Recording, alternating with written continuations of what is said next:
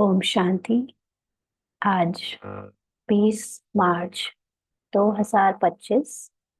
बाबा के आज के महावाक्य सुनते हैं। बाबा ने कहा, मीठे बच्चे।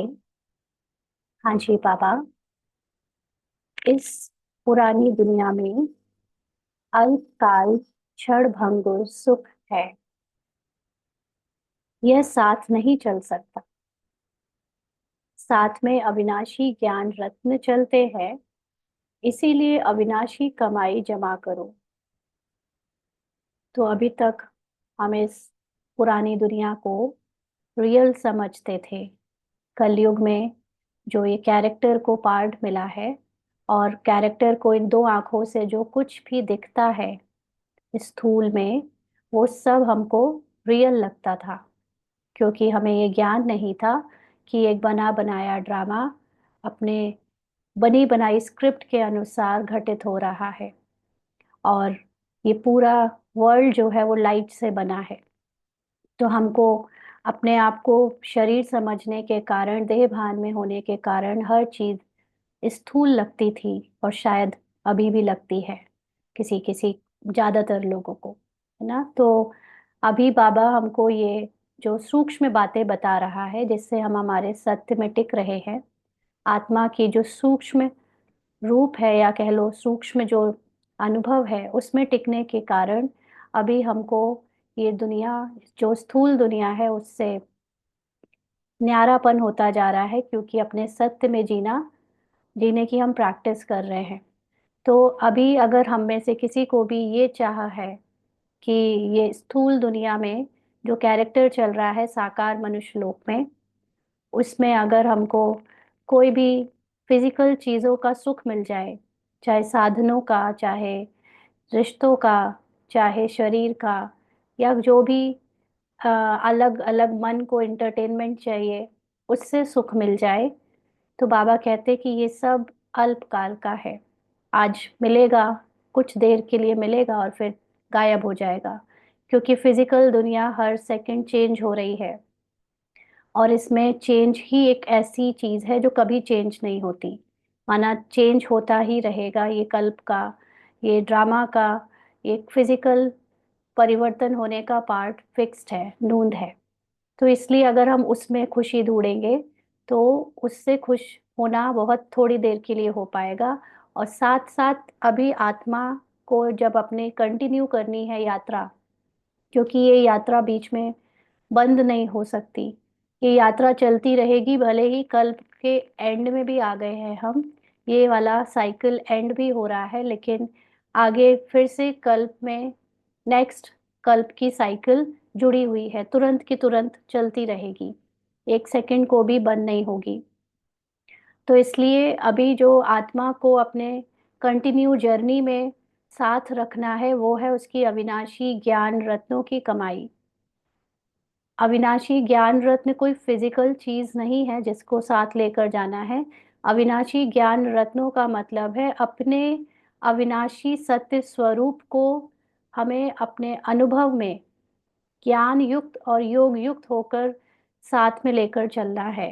क्योंकि आत्मा जब शरीर छोड़ती है, तो जब तक कल्प के बीच में, द्वापर से कलयुग के बीच में जन्म लेती और मरण के चक्कर में खुद को समझती है, माना अपने को मनुष्य समझती है, तो ज्ञान ना होने के कारण उसके साथ उसके पिछले जन्म की इच्छाएं, कामनाएं, संस्कार, संकल्प साथ जाते हैं।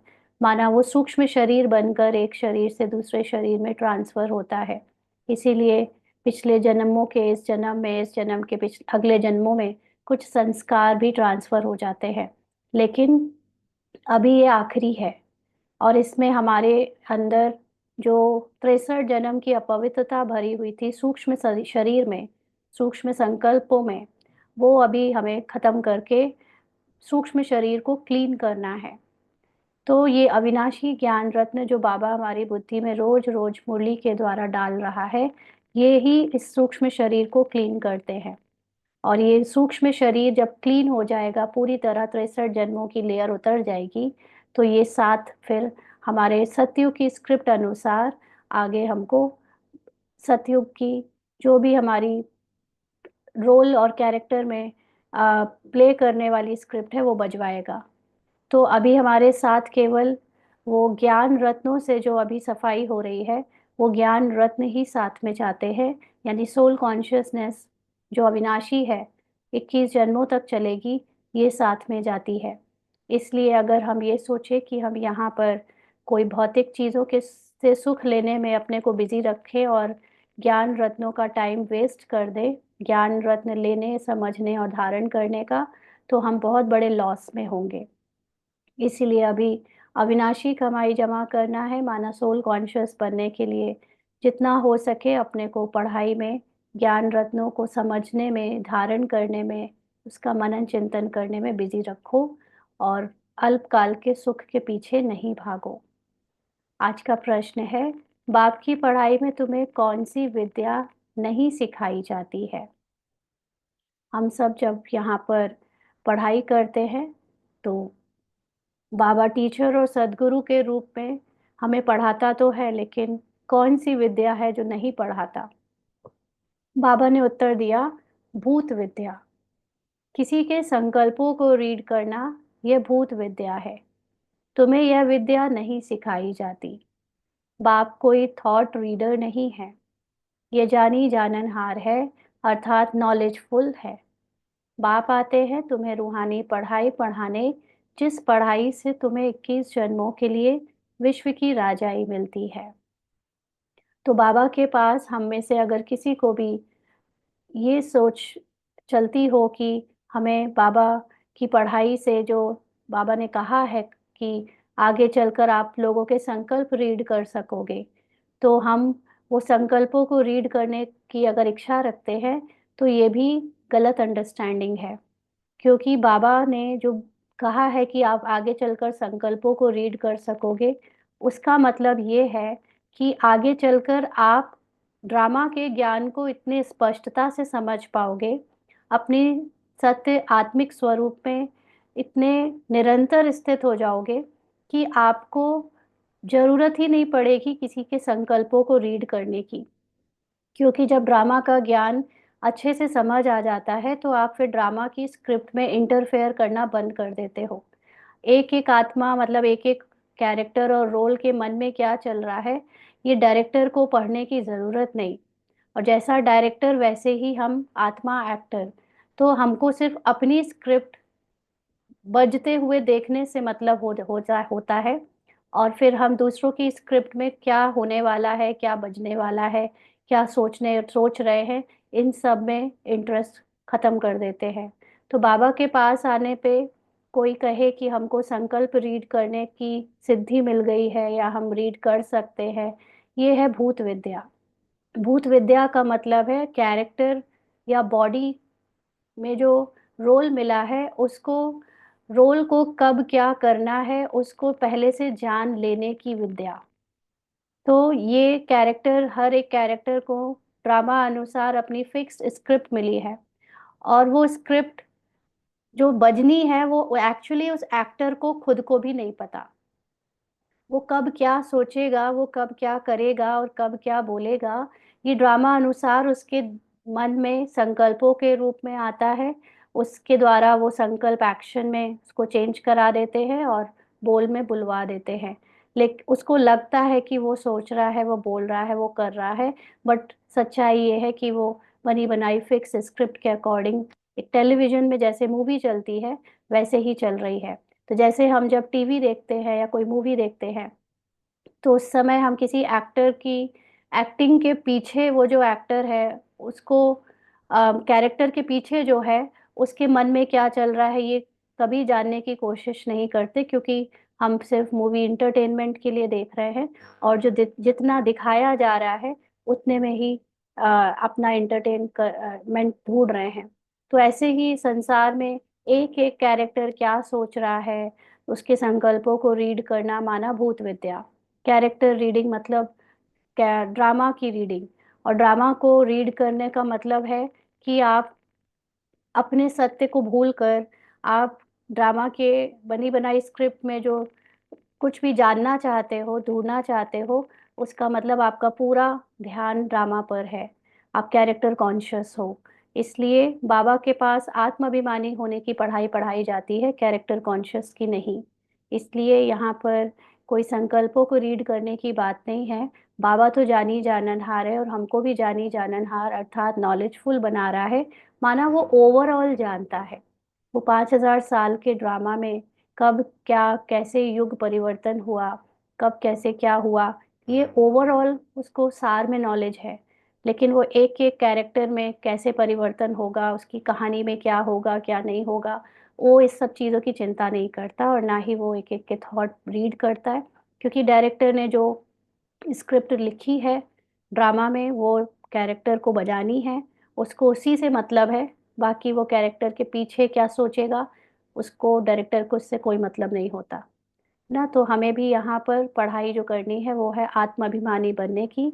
और इसी से हम 21 जन्म के लिए आत्मा राजा अपनी सीट पर बैठकर सोल कॉन्शियस होकर पार्ट प्ले करेगी, जिसको कहेंगे विश्व की राजाई मिलना।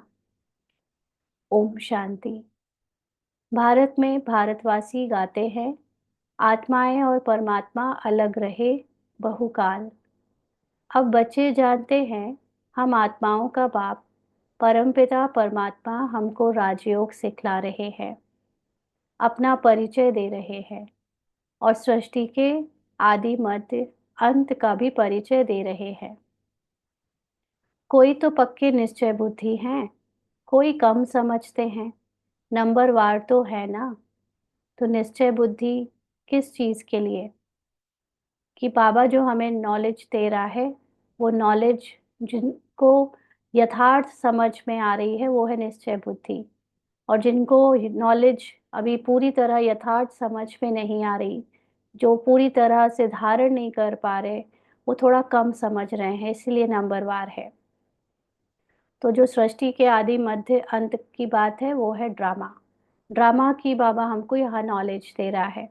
बच्चे जानते हैं हम जीव आत्माएं परमपिता परमात्मा के सम्मुख बैठे हैं। गाया जाता है आत्माएं परमात्मा अलग रहे बहुकाल।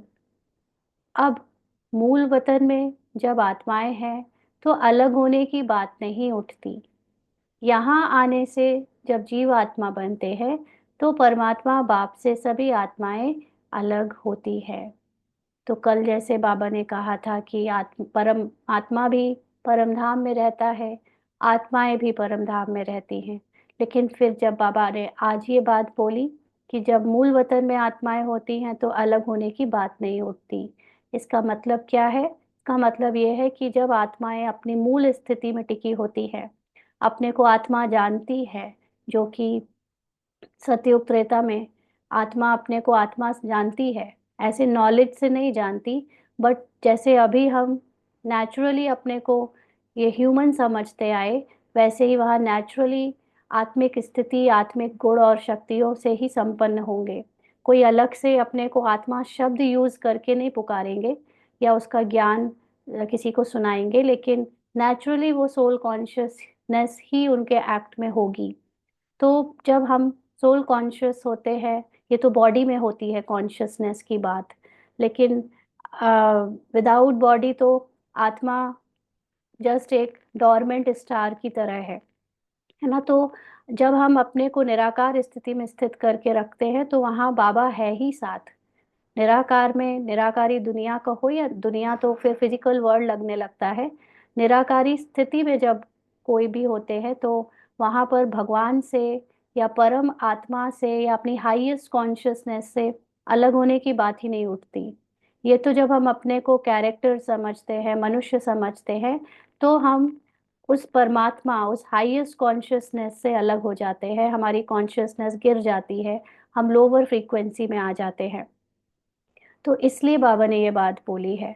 अदरवाइज अगर आप अपनी परम स्थिति में हो तो आप बाबा के साथ ही हो ना। तो अभी आत्माएं और परमात्मा बहुत काल से दूर है, माना बहुत काल से बहुत समय से हमने खुद को शरीर रूपी काल की दुनिया में फंसा लिया। ये जो ड्रामा का कैरेक्टर है ये 5000 साल की काल में यानी टाइम में बंधन में बंधा हुआ है, और इसमें काल भी आता है यानी मृत्यु शरीर की होती है, तो हम खुद को शरीर समझने लगे और इसलिए हमारे हमारी जो हाईएस्ट कॉन्शियसनेस बाबा के साथ अटैच्ड जो एक कनेक्शन है वो लूज हो गया। तो इसीलिए भगवान को हम महसूस नहीं कर पाए बहुत काल से। तो बाबा कहते हैं परमपिता परमात्मा से अलग होकर यहाँ पार्ट बजाने आते हैं। और ये भी ड्रामा अनुसार नूंद है, फिक्स्ड है कि हमको अपनी हाईएस्ट कॉन्शियसनेस या परमात्मा की कॉन्शियसनेस से नीचे आना ही है। क्योंकि ड्रामा एक खेल है, खेल में अगर हार और जीत ना हो, स्मृति विस्मृति ना हो, तो एंटरटेनमेंट कैसे आए।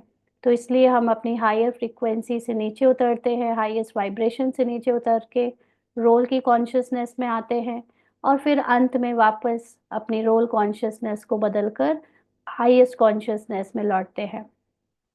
तो इसी में खेल बना दिया है, कहानियां बना दी हैं इतनी सारी। आगे तो बगैर अर्थ ऐसे ही गाते थे, अभी तो बाप बैठ समझाते हैं। बच्चे जानते हैं परमपिता परमात्मा से हम अलग हो यहाँ पार्ट बजाने आते हैं।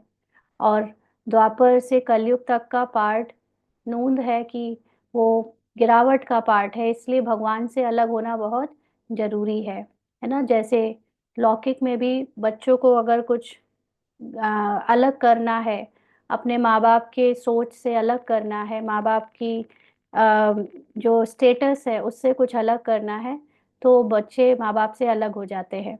और फिर वो अपने अनुसार जो भी उनका पार्ट है, मतलब उनको जो करना है, जो कि उनकी माँ बाप के अभी तक के स्टेटस से गिरा हुआ है, वो फिर अलग जाकर कर पाते हैं, अदरवाइज माँ बाप के साथ रहते हुए नहीं कर पाते। तो ऐसे ही हम आत्माओं के पार्ट में जब गिरावट का पार्ट होना था, नूंद था, तो हमें परमात्मा की स्थिति से, परमात्मा की स्मृति से नीचे उतरना पड़ा, अपनी हाईएस्ट कॉन्शियसनेस से नीचे उतरना पड़ा। इसको कहते हैं कि परमात्मा से अलग होकर पार्ट बजाने आते हैं। तुम ही पहले पहले बिछड़े हो, तो शिव बाबा भी पहले पहले तुमसे ही मिलते हैं। यानी जिनकी स्थिति पहले अपनी हायर कॉन्शियसनेस से नीचे उतरती है, वही फिर सबसे पहले हायर कॉन्शियसनेस का पुरुषार्थ भी करते हैं परमात्मा के ज्ञान से। क्योंकि ये ज्ञान को याद करना और ज्ञान को भूलना, इसी से ही हमारी कॉन्शियसनेस शिफ्ट होती है, बदलती है, हमारा ज्ञान से ही परिवर्तन होता है अंतर मन का। तो बाबा कहते तुम्हारे खातिर बाप को आना पड़ता है। सबसे पहले जिन्होंने गिरावट में अपना योगदान दिया है, उन्हीं के कारण संसार के बाकी लोग भी गिरावट में आए हैं। इसलिए ये ज्ञान देने भगवान का जो रोल है वो प्ले करने आना पड़ता है। कल्प पहले भी इन बच्चों को ही पढ़ाया था, जो फिर स्वर्ग के मालिक बने। तो हर कल्प में हम ये नॉलेज लेते हैं भगवान से, एज एन एक्टर ब्राह्मण, ब्राह्मण रोल दिखाया जाता है, और फिर हम अपने अंदर के कलयुग को तमो प्रधान स्मृति को चेंज करके स्वर्ग लाते हैं, यानी सतो प्रधान स्मृति लेकर आते हैं। उस समय और कोई खंड नहीं था। जैसे द्वैत द्वापर युग से शुरू हुआ है, और उसके पहले सतयुग में सिर्फ एक खंड, एक राज्य, एक धर्म था। ऐसे ही ये जो हमारे अंदर अगर हम देखें तो सतयुग में आत्मा के साथ जो मन बुद्धि संस्कार है, वो कोई विभाजित नहीं था। मन बुद्धि संस्कार ने कोई अपनी अलग पहचान नहीं बनाई थी। आत्मा की सतो प्रधानता में ही मन बुद्धि संस्कार की सतो प्रधानता मर्ज थी। इसीलिए वहाँ पर किसी से कोई राय लेने की जरूरत नहीं होती, कोई एक्स्ट्रा संकल्प विकल्प नहीं आते। वहाँ कोई अपनी मनमर्जी से या अपने कर्मों को बनाता या बिगाड़ता नहीं। वहाँ सब कुछ एकदम नेचुरली नियम अनुसार परफेक्शन से चलता है, और इसीलिए उसको स्वर्ग कहते हैं या सतयुग कहते हैं। और धीरे धीरे द्वापर से माइंड ने, मन बुद्धि संस्कार ने अपनी अलग आइडेंटिटी बनानी शुरू कर दी। तो जो उसके अलग बहुत संकल्प चलने लगे, उसके अंदर मेरा पराया आ गया, द्वैत आ गया, डुअलिटी आ गई, हर चीज के दो रूप हो गए। तो उसके कारण संसार में भी इतने सारे खंड, जो आज 7 खंड हम महाद्वीप के रूप में देखते हैं, वो सब बाहर फिजिकल फॉर्म में भी बट गए। तो बच्चे जानते हैं हम आदि सनातन देवी देवता धर्म के थे, जिसको डीटी रिलीजन, डीटी डायनेस्टी भी कहते हैं। तो जब हम सोल कॉन्शियस होते हैं तो हमारे अंदर डिविनिटी होती है, और उसी डिविनिटी के कारण हमारा रिलीजन डीटी रिलीजन यानी देवी देवता का धर्म कहलाता है, जिसको सनातन आदि सनातन भी बोला। आदि सनातन का मतलब जो स्टार्टिंग से था, और सनातन का मतलब प्राचीन, जो हमेशा रहता है, एवर प्रेजेंट। तो पूरे 5,000 साल में जो एक चीज है जो कभी नहीं बदली और जो एवर प्रेजेंट थी, वो है आत्मा।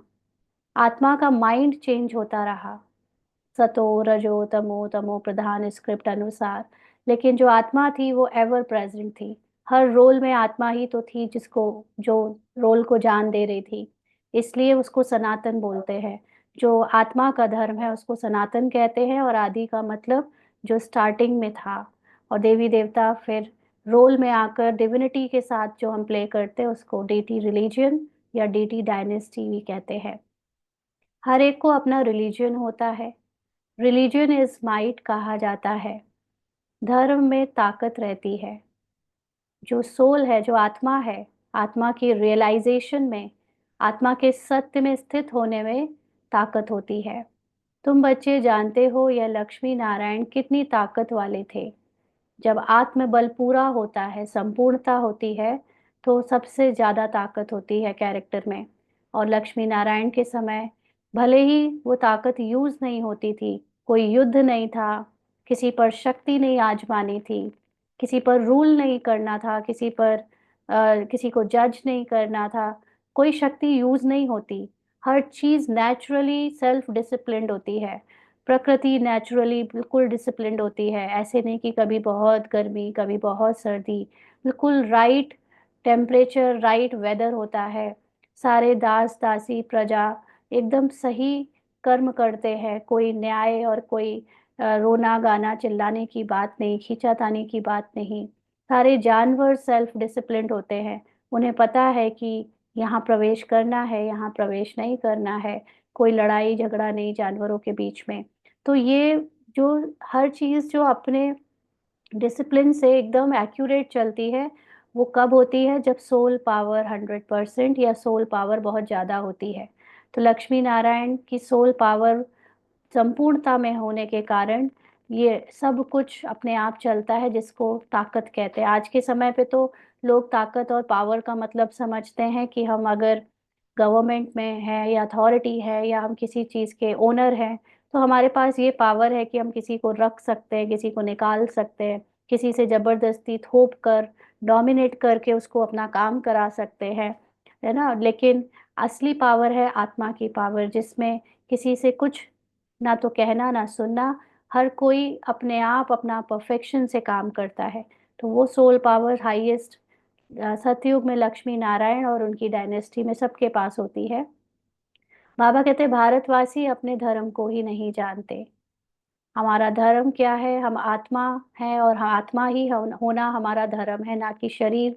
और शरीर के इतने सारे रिलीजन हमारे धर्म है, यह किसी की भी बुद्धि में नहीं आता। बरोबर भारत में इनका ही धर्म था।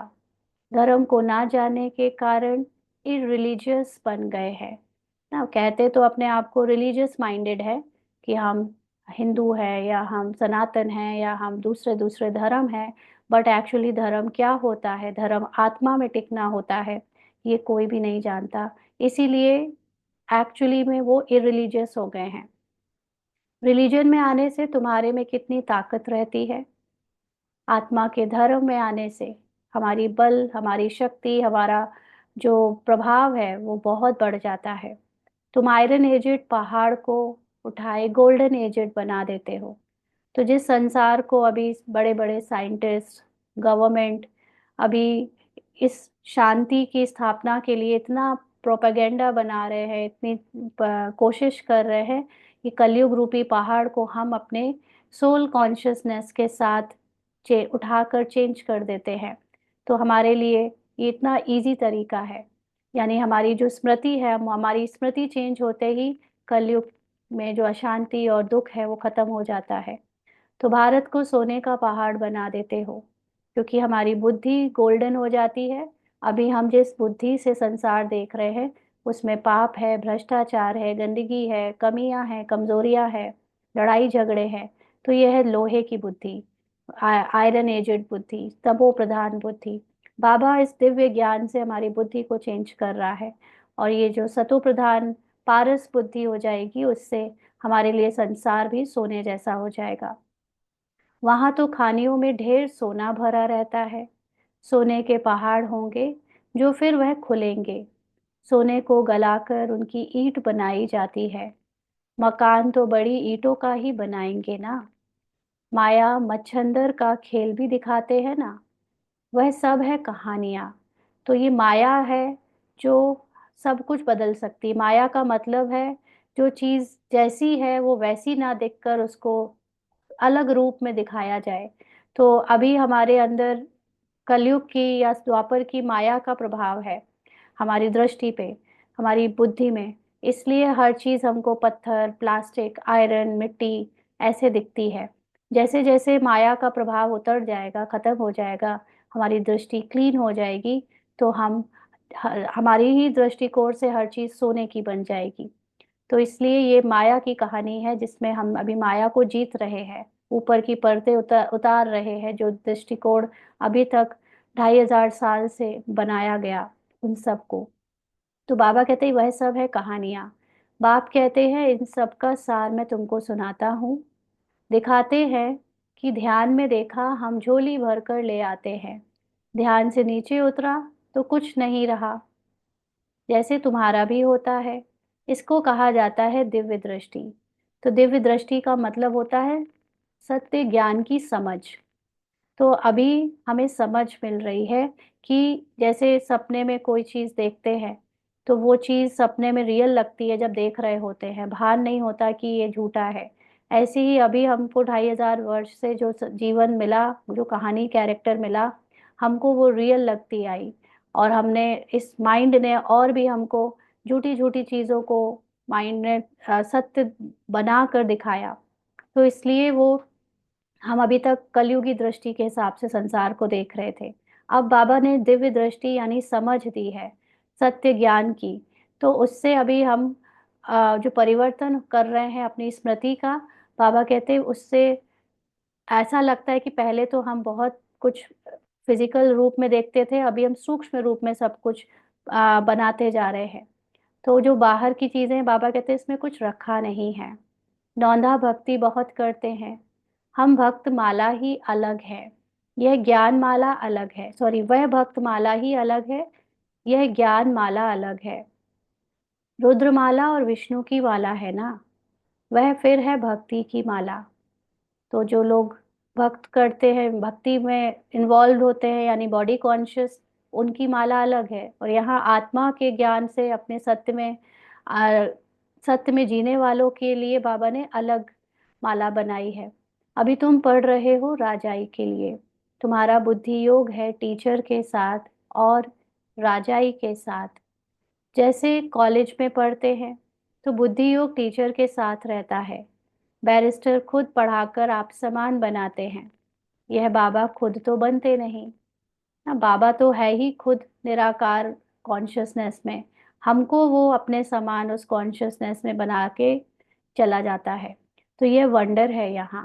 तुम्हारी ये है रूहानी पढ़ाई। तुम्हारा बुद्धि योग शिव बाबा के साथ है, उनको ही नॉलेजफुल ज्ञान का सागर कहा जाता है। जानी जाननहार का यह मतलब नहीं है कि वह सबके दिलों को बैठ जानेगा कि इनके अंदर क्या चल रहा है। वह जो थॉट रीडर होते हैं वो सब सुनाते हैं, उसको भूत विद्या कहा जाता है। यहाँ तो बाप पढ़ाते हैं मनुष्य से देवता बनाने। तो यहाँ तो हम लोग थॉट रीडर नहीं, थॉट चेंजर बन रहे हैं, है ना। हम यहाँ पर अपने थॉट्स को चेंज करके हम संसार के थॉट्स को चेंज करने के लिए पढ़ रहे हैं। तो हमें थॉट रीड करने की जरूरत नहीं, क्योंकि यहाँ हम ये जो पुरुषार्थ कर रहे हैं उसमें अभी भी यही पुरुषार्थ कर रहे हैं कि सामने वाला चाहे जो सोचे, चाहे जो बोले, चाहे जो करे, हमें उसे नहीं देखना, हमें उसकी सत्य आत्मा को देखना है। और हमें हमारे कैरेक्टर में भी चाहे जो संकल्प आए, चाहे जो संस्कार हो, चाहे जो कर्म या बोल हो, हमें उसे नहीं देखना, हमें अपने सत्य को देखना है। तो जब हमें ना अपने थॉट्स को देखना है, ना दूसरों के थॉट्स को देखना है, तो फिर हम ये करे ही क्यों किसी के थॉट को रीड करने का काम, क्योंकि हम तो थॉट से बियॉन्ड जा रहे हैं। हम तो रोल से बियॉन्ड जाने का पुरुषार्थ कर रहे हैं, अपने सत्य साइलेंस में टिकने का पुरुषार्थ कर रहे हैं। और उस पुरुषार्थ से ही जो अभी तक लोगों के अंदर आसुरी थॉट्स, आसुरी एक्शंस होते आए, वो मेरे कैरेक्टर और सबके कैरेक्टर में चेंज आ जाता है। सबके कैरेक्टर और मेरे कैरेक्टर में डिविनिटी आ जाती है। तो हमें पुराने थॉट्स को, कचड़े को रीड करने की जरूरत ही क्या है। हमको तो थॉट्स को चेंज करके उन्हें डिवाइन बनाना है। तो हम किसी का कचड़ा क्यों जाने, क्यों सुने। तो ये सब यहाँ पर जो समझते हैं कि थॉट रीड कर लेते हैं, वो सब बाबा नहीं सिखाता। क्योंकि बाबा खुद भी किसी का थॉट रीड नहीं करता, क्योंकि वो ओवरऑल ड्रामा जानता है, ओवरऑल नाटक की कहानी जानता है। तो एक एक एक्टर के कैरेक्टर के पीछे को, एक्टर को, उसको जानना, समझने की जरूरत नहीं है। अभी तुम बच्चे समझते हो हम सभी ब्राह्मण बने हैं, फिर दूसरे जन्म में देवता बनेंगे। आदि सनातन देवी देवता ही गाए जाते हैं। शास्त्रों में तो ढेर कहानियां लिखती है, यह तो बाप डायरेक्ट बैठ पढ़ाते हैं। भगवानुवाच, भगवान ही ज्ञान का सागर, सुख का सागर, शांति का सागर है। तुम बच्चों को वर्षा देते हैं। यह पढ़ाई है तुम्हारी 21 जन्मों के लिए। तो कितना अच्छी रीति पढ़ना चाहिए, क्योंकि 21 जन्म तक सोल कॉन्शियस, सोल पावर चलती है। और वो सोल पावर बढ़ती है पढ़ाई से। जितनी पढ़ाई में रुचि होगी, जितनी पढ़ाई में आसक्ति होगी, गहराई में जाएंगे, उतना हमारी सोल पावर बढ़ेगी और उतने जन्म चलेगी।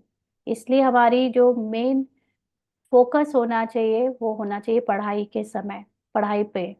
तो बाबा कहते हैं नई दुनिया की स्थापना करने के लिए बाबा एक ही बार आकर पढ़ाते हैं। नई दुनिया में इन देवी देवताओं का राज्य था। बाप कहते हैं मैं ब्रह्मा द्वारा आदि सनातन देवी देवता धर्म की स्थापना कर रहा हूँ। जब यह धर्म था तो और कोई धर्म नहीं थे, क्योंकि जब अपने को सोल, अपने को आत्मा जानते हैं, तो फिर शरीर के कोई धर्मों की बात होती ही नहीं। शरीर का कोई कॉन्शियसनेस ही नहीं, कोई डिवीजन ही नहीं है मेरे तेरे का। सब आत्मा के बल में चल रहा है। तो इसलिए और कोई धर्म होता ही नहीं। अभी और सब धर्म है। इसीलिए त्रिमूर्ति पर भी तुम समझाते हो ब्रह्मा द्वारा स्थापना एक धर्म की। तो वो धर्म है सोल का धर्म, आत्मा का धर्म। तो अभी सारे शरीर के धर्मों को हटाकर ब्रह्मा के द्वारा सिर्फ आत्मा का धर्म स्थापित हो रहा है। तो अभी वह धर्म है नहीं। अभी कोई भी सोल पावर के धर्म के अनुसार चलता नहीं। गाते भी है मैं निर्गुण हारे में कोई गुण नाही, आपे ही तरस परोई, हमारे में कोई गुण नहीं कहते। तो बुद्धि गॉड फादर की तरफ ही जाती है। उनको ही मर्सीफुल कहा जाता है। बाप आते ही है बच्चों के सब दुखों को खलास कर 100% सुख देने। तो जब ये कहा जाता है कि हम निर्गुण हारे में कोई गुण नहीं, तो ये पूरा पूरा रोल कह रहा है ना। और भगवान के बच्चे जो कि आत्मिक रूप में भगवान के समान है, वो कहे कि मुझ में कोई गुण नहीं, तो भगवान को कैसा लगेगा। लेकिन भगवान जानता है कि भगवान के बच्चों ने अभी जो कॉस्ट्यूम पहन रखे हैं, उस कॉस्ट्यूम से वो अपने को हाथी बैल घोड़ा समझते हैं, है ना। वो जो अंदर कैरेक्टर के अंदर जो रियल एक्टर है, उसको भूल गए हैं, इसीलिए ऐसा कह रहे हैं। नहीं तो कोई राजा का बच्चा कहे कि मैं कितना गरीब हूँ, राजा को कैसे लगे। बट राजा जानता है कि खेल चल रहा है, खेल में वो बच्चा अपने को कमजोर कह रहा है, कमजोर समझ रहा है। तो वो वेट करता है उस खेल के खत्म होने तक का। और जब खेल खत्म होने को आता है, तो फिर वो अपने बच्चे को याद दिलाता है कि उतारो ये कॉस्ट्यूम और अपने राजाई ठाट बाट में वापस लौटाओ, अपनी रॉयल्टी में लौटाओ ना। तो ये उस राजा का मर्सी है अपने बच्चे के प्रति। ऐसे ही भगवान की मर्सी, भगवान की दया हम बच्चों के प्रति है। हमारे ऊपर की सारी कॉस्ट्यूम की लेयर उतारने में, सारा झूठा ईगो, अभिमान, देह भान को उतार कर हमारी टोटली सोल कॉन्शियस स्थिति में लौटा देने में। तो भगवान का ज्ञान हमको, और भगवान की याद यानी निराकार परमात्मा की याद हमको 100% रोल से डिटैच करती है, तब हम सुखी हो जाते हैं। कितना रहम करते हैं। तुम समझते हो बाबा के पास हम आए हैं, तो बाप से पूरा सुख लेना है।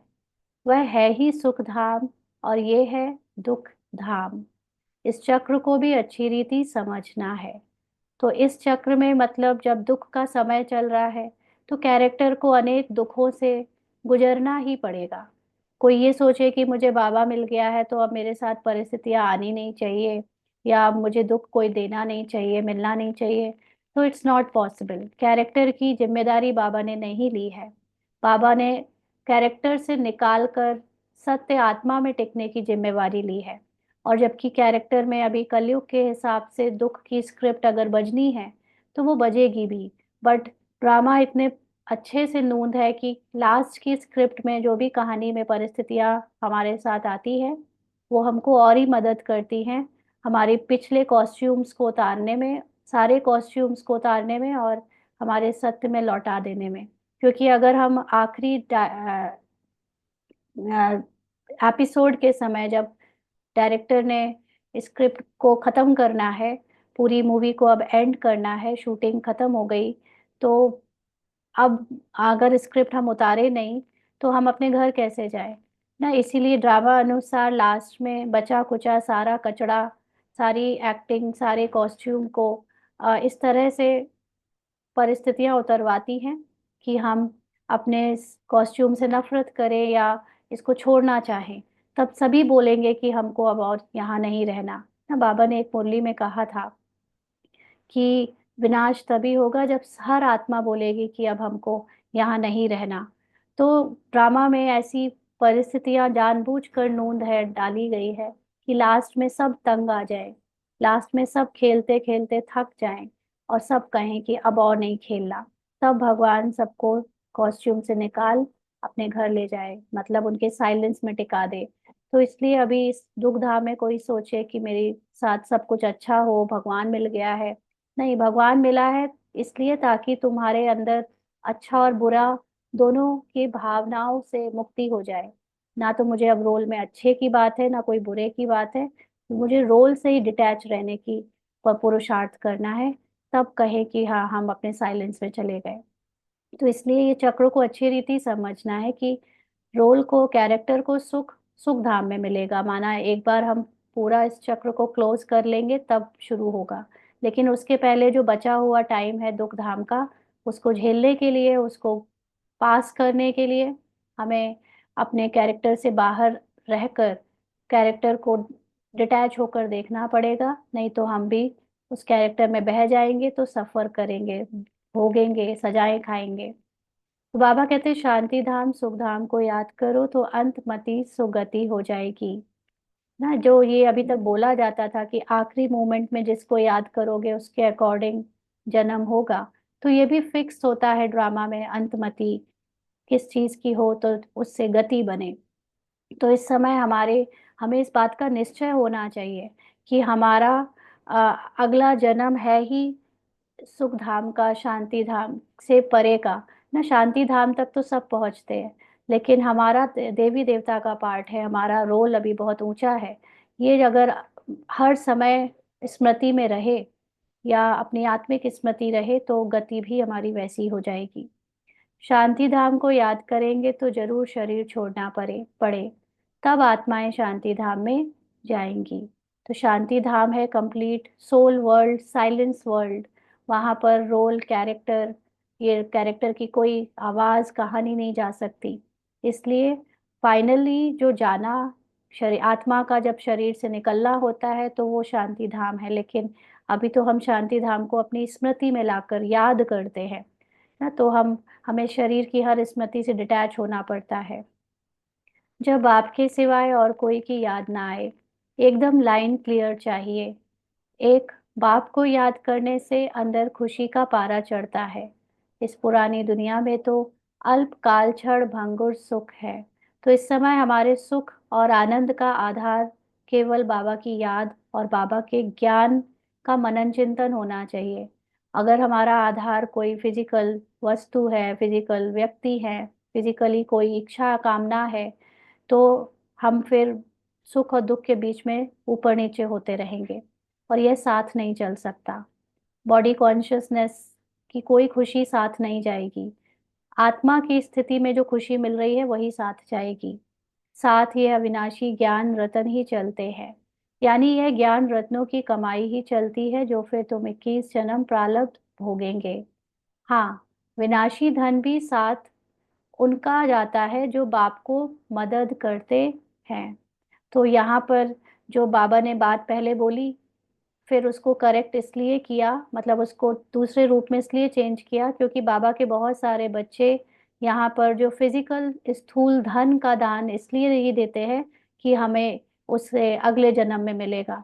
तो अगर बाबा सूक्ष्म बात बताता है कि तुम्हारे साथ ये स्थूल धन कुछ भी नहीं जाएगा, तो बहुत सारे लोग सोचे जब जाना ही नहीं है तो दान क्यों करें, इसी जन्म में सब भोग लें। तो वो फिजिकल कॉन्शियसनेस देह भान के कारण बाबा को बातों को बना बना बना कर परोसना पड़ता है कि हाँ हाँ तुम्हारा विनाशी धन भी साथ जाएगा, तो विनाशी धन को सफल करते रहो। जो बाबा को मदद करते हैं उनका विनाशी धन वहां पर उनको मिल जाएगा। है ना, हम लोग आज तक पुरुषार्थ पहले करते थे तो यही सोच के करते थे, जितना दे दे उतना वहां पे परम गुणा होकर मिलेगा। तो हम यहाँ आराम से दे रहे थे। अगर कोई कह दे कि ये धन का पदम गुणा नहीं मिलता है, आपकी आत्मा की स्थिति का पदम गुणा होकर मिलता है, तो बहुतों को तो आत्मा स्थिति बनानी आती नहीं, तो वो तो मूंझ जाएंगे। तो अभी जो कुछ कर रहे थे वो भी नहीं कर पाएंगे, तो और ही दिल शिकस्त हो जाएंगे। इसलिए बॉडी कॉन्शियसनेस में ऐसे कहा जाता है कि विनाशी धन भी तुम्हारा बाबा वहां पर वापस कर देगा, बाबा मदद करेगा। तो बाबा कहते बाबा हमारी भी कौड़ियाँ ले वहां महल दे देना। है ना, बच्चे इसीलिए यहाँ पर अपनी चीजें, घर जो कुछ भी छोटा मोटा बड़ी बड़ी कुछ भी जो दे सकते हैं वो देते रहे आज तक, कि इसके बदले में वहां महल मिलेगा।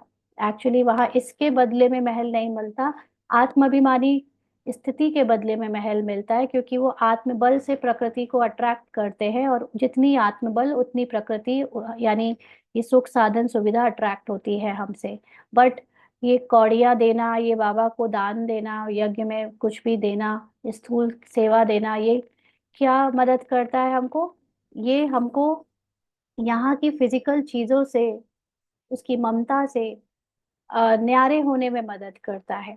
और जितना हम यहाँ पर लगाव धन से, फिजिकल साधनों से, फिजिकल चीजों से लगाव खत्म करेंगे, उतना इजीली हम सोल कॉन्शियस बन पाएंगे।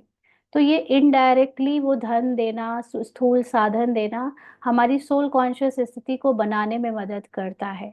और एक्चुअली स्थिति तो सिर्फ सोल कॉन्शियसनेस की ही साथ जानी है, और कुछ साथ नहीं जाएगा। लेकिन जो लोग सोल कॉन्शियसनेस का ज्ञान नहीं समझते, जो डीप मीनिंग नहीं जानते ज्ञान की, अपने आत्मा की स्थिति की, बल की, उसका पुरुषार्थ नहीं कर सकते, तो उनको इनडायरेक्टली मोटा मोटा बता दिया जाता है कि ऐसे करो तो ऐसे होगा। तो बाबा कहते हैं जैसे अमेरिकन लोग होते हैं, बहुत पैसे खर्च करके पुरानी पुरानी चीजें खरीद करते हैं, पुरानी चीज का मनुष्य बहुत दाम ले लेते हैं।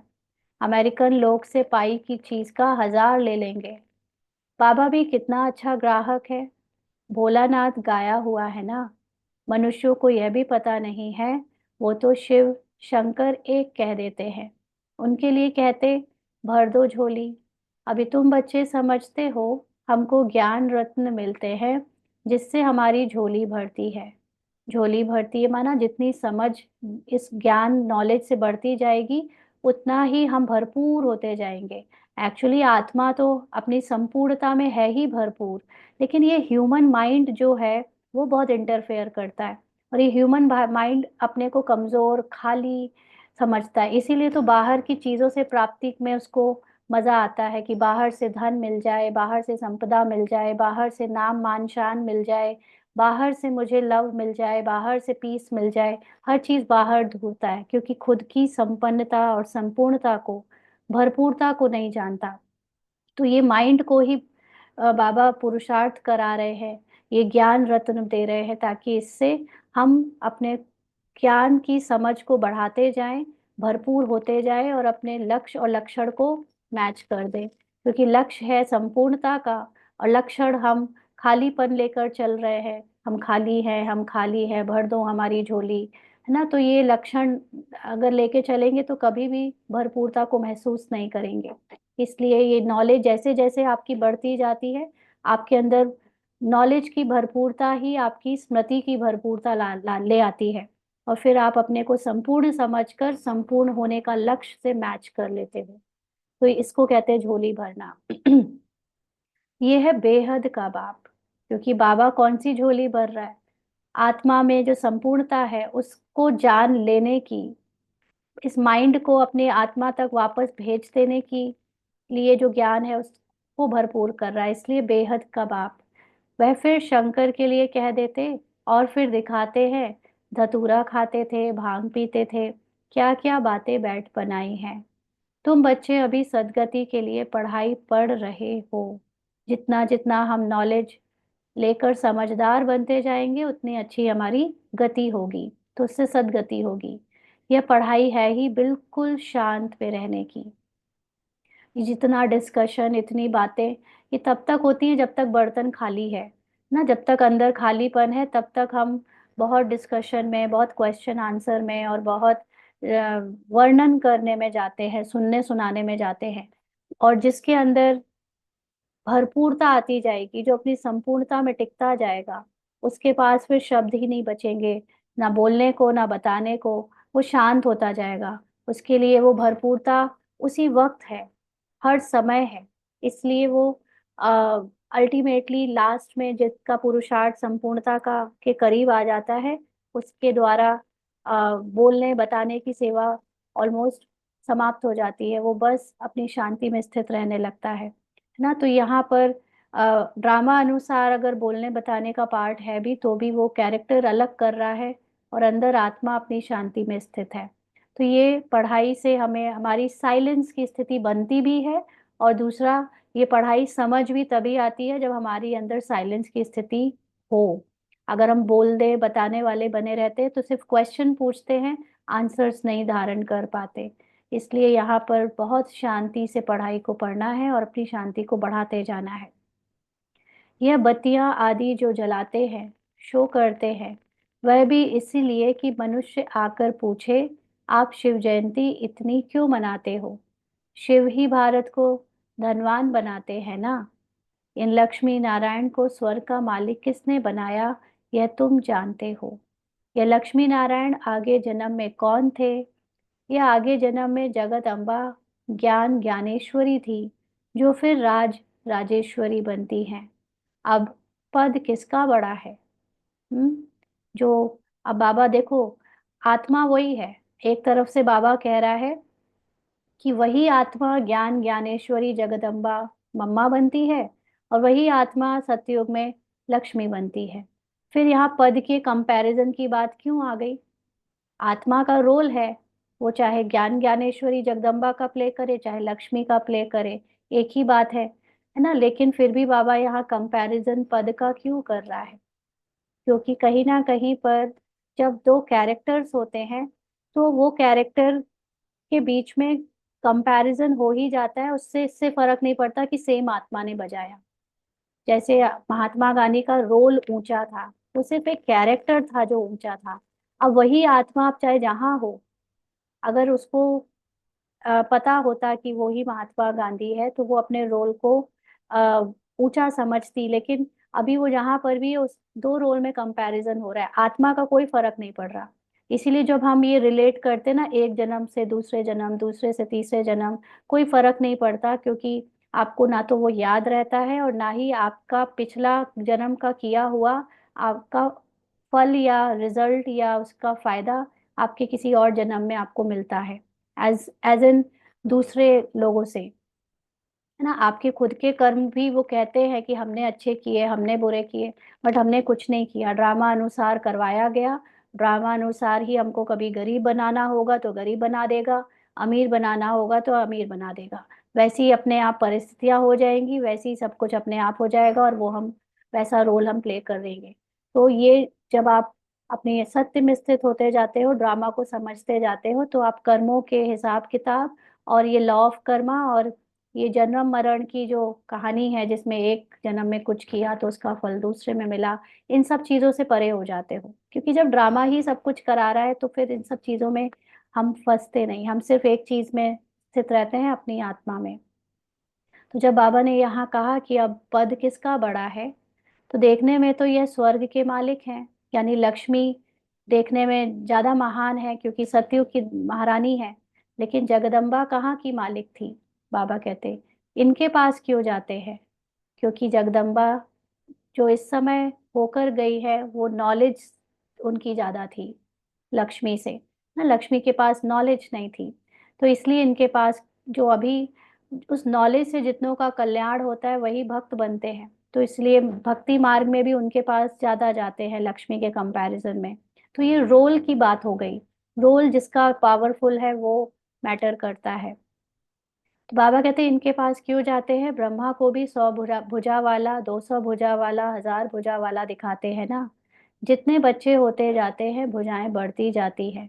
जगदम्बा को भी लक्ष्मी से जास्ती भुजाएं दी हैं, उनके पास ही जाकर सब कुछ मांगते हैं, बहुत आशाएं ले जाते हैं, बच्चा चाहिए, यह चाहिए। लक्ष्मी के पास कभी ऐसी आशाएं नहीं ले जाएंगे, वह तो सिर्फ धनवान है। माना कर्मों से लक्ष्मी ने कुछ ऐसा नहीं किया, वो तो वहां सिर्फ आराम से रूल करेंगी, आराम से अपना पार्ट प्ले करेंगी, कोई शक्ति नहीं, कोई ऐसा पार्ट नहीं, ज्ञान नहीं लिया, कुछ वहां करने कोई नहीं है। तो इसलिए जगदम्बा की पूजा ज्यादा होती है। तो जगदम्बा से तो स्वर्ग की बादशाही मिलती है, यह भी किसी को पता नहीं। जगदम्बा से क्या मांगना चाहिए, यह तो पढ़ाई है ना। जगदम्बा क्या पढ़ाती हैं, राजयोग। इसको कहा ही जाता है बुद्धि योग। तुम्हारी और सब तरफ से बुद्धि निकल एक बाप से लग जाती है। बुद्धि तो अनेक तरफ भागती है ना। अब बाप कहते हैं, ये जो लाइन है बुद्धि तो अनेक तरफ भागती है, इसका मतलब यही हुआ कि बुद्धि में ही सारी द्वैत है ना। ये माइंड बहुत सारी चीजों को डिवाइड करके अलग अलग तरफ ध्यान भटकाता रहता है। ये मन भटकता है, बुद्धि भी उसके साथ भटकती है। तो ये जब तक हम एक ज्ञान से, एक स्थिति और एक स्मृति में नहीं टिक जाते, तब तक हमारे विकर्म विनाश नहीं होंगे, वरना हमारा देह भान, हमारे अंदर ये कॉन्ट्राडिक्शन जो है संसार का, वो खत्म नहीं होगा। तो अब आप कहते हैं मेरे साथ बुद्धि योग लगाओ, नहीं तो विकर्म विनाश नहीं होंगे। इसलिए बाबा फोटो निकालने की भी मना करते हैं। यह तो इनकी देह है ना, इसलिए देह को भी याद नहीं करना है, बाबा को निराकार रूप में याद करें। अभी 1 मिनट के लिए अशरीरी होकर बाबा को याद करते हैं।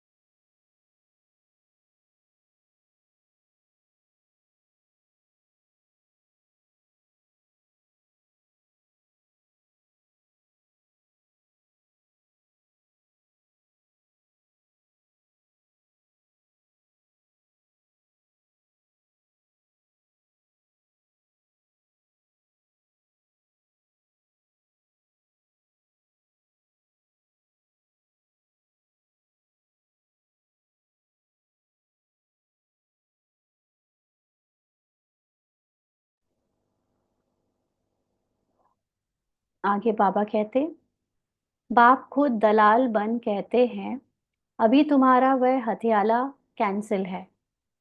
जैसे शरीर की जब शादी होती है दूसरे शरीर के साथ, तो उसमें हथियाला बांधते हैं। तो बाबा कहते हैं अभी शरीर से तुमने जितने भी रिश्ते बनाए हैं, अपवित्र रिश्ते हैं, उसमें ममता है, उसमें कामनाएं हैं, इच्छाएं हैं, वासनाएं हैं, तो अभी वो सब कैंसिल। अभी कैरेक्टर से अपनी सारी पहचान को कैंसिल कर दो, न्यारे हो जाओ उससे। काम चिता से उतर, अब ज्ञान चिता पर बैठो। काम चिता से उतरो, जितने भी संबंध में तुम्हारी कामनाएं, इच्छाएं और वासनाएं जुड़ी हुई हैं, अब उन सब से अपने को अलग करो, अपने को आत्मा समझ मुझ बाप को याद करो, तो विकर्म विनाश होंगे। तो ज्ञान चिता पर बैठो, माना अब ज्ञान से हर एक की आत्मा को देखो, आत्मिक रूप में सबको अपने जैसा समझो, और फिजिकल रूप के कैरेक्टर से न्यारे हो जाओ। फिजिकल रूप में जो कैरेक्टर को कहानी में मिला है वो कहानी बजवाएगी उससे, लेकिन तुम्हें अपने को उस कामना भरे, इच्छा भरे, स्वार्थ भरे रिश्तों से न्यारे रखना है, अपनी सत्य में देखना है।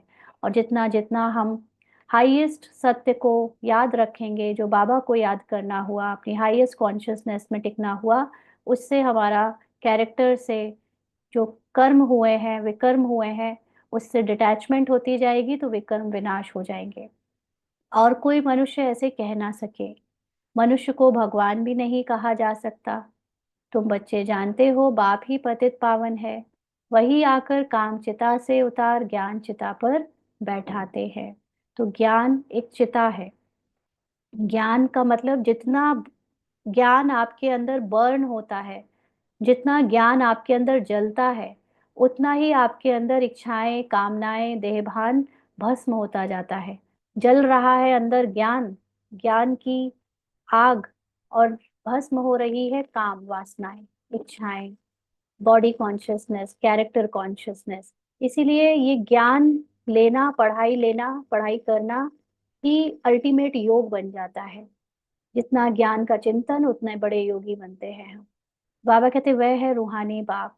लेकिन ज्ञान का चिंतन आत्मिक रूप से, ये लिमिटेड माइंड से भी ज्ञान चिंतन होता था ना। पहले हम लोग सोचते थे इनको ऐसे क्लास करा दें, वैसे करा दें, वो समझा दें, मॉडिफाई कर दें। उस तरह का ज्ञान चिंतन की बात नहीं है। ज्ञान चिंतन का मतलब अपनी आत्मा के लिए, आत्मा में स्थित होकर आत्मा के सत्य का और चिंतन, और चिंतन। बाबा की मुरली से आज सत्य क्या बात निकली, उसका चिंतन। फिर फिजिकल प्रैक्टिकल लाइफ में वो ज्ञान को अप्लाई कैसे करना है, करेक्ट कैसे करना है, अटेंशन कैसे रखना है, चेक एंड चेंज कैसे करना है हर वक्त। ये वाली ज्ञान की जो भस्म लगी रहती है अंदर, उससे काम चिताए यानी कैरेक्टर कॉन्शियसनेस खत्म होती है। वह है रूहानी बाप। वह इनमें बैठ कहते हैं तुम भी आत्मा हो, औरों को भी यही समझाते रहो। बाप कहते हैं मन मना भव। अपने मन को केवल बाबा के मन से मैच करो। ये मन अभी तक देह में जितने भी लोग चीजों में फंसा था, उससे निकालो। मन मना भव कहने से ही स्मृति आ जाएगी। इस पुरानी दुनिया का विनाश भी सामने खड़ा है। बाप समझाते हैं यह है महाभारी महाभारत लड़ाई। कहेंगे लड़ाई तो विलायत में भी होती है, फिर इसको महाभारत लड़ाई क्यों कहते हैं? भारत में ही यज्ञ रचा हुआ है। अब देखो, एक तरफ से बाबा कहता है महाभारत लड़ाई, और हम लोग दुनिया में सबको यही ज्ञान देते हैं कि ये वो महाभारत की लड़ाई चल रही है। बट आप अगर देखो तो लड़ाई तो विदेशों में हो रही है, भारत में तो कोई लड़ाई हो ही नहीं रही।